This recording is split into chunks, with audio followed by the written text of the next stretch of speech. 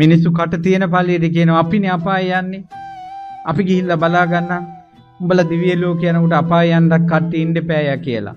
ඔය කටවල් ටික ඔක්කොම හිප් වෙනවා යම රජු දැක්ක දවසට. නිරේ ගිනි දැල් දැක්ක දවසට. කට උත්තර නැහැ. කට උත්තර නැහැ.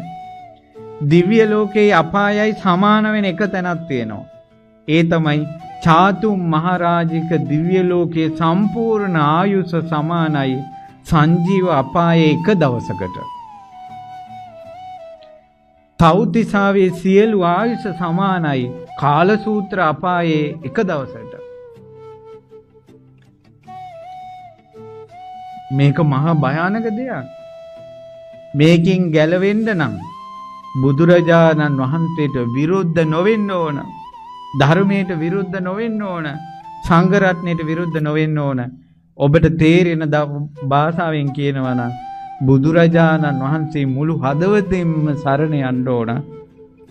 ශ්‍රී සද්ධර්මයේ මුළු හදවතින්ම සරණ යන්න ඕන. ආර්ය මහා සංඝ රත්නයේ මුළු හදවතින්ම සරණ යන්න ඕන. බලන මිනිසෙක් මැරෙනකොට නිරේ දොරටු 136ක් තියෙනවා. දිව්‍ය ලෝක දොරටු කීයද තියෙන්නේ? 6යි.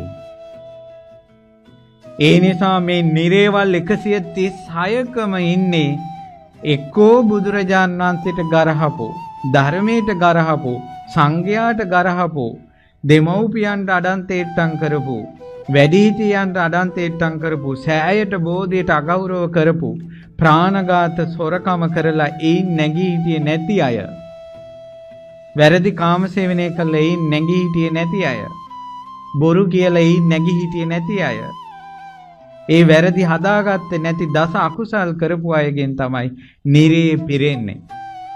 කවදාවත් මුළු හදවතින් බුදුරජාණන් වහන්සේ සරණ ගිය කෙනෙක් නිරේ ගිනි දැල් වලින් පිච්චෙන්නේ නැහැ. එහෙනම් නිරේ ඉන්නේ තුනුරුවන්ට විරුද්ධ වෙච්ච, තුනුරුවන්ට අගෞරව කරපු අය.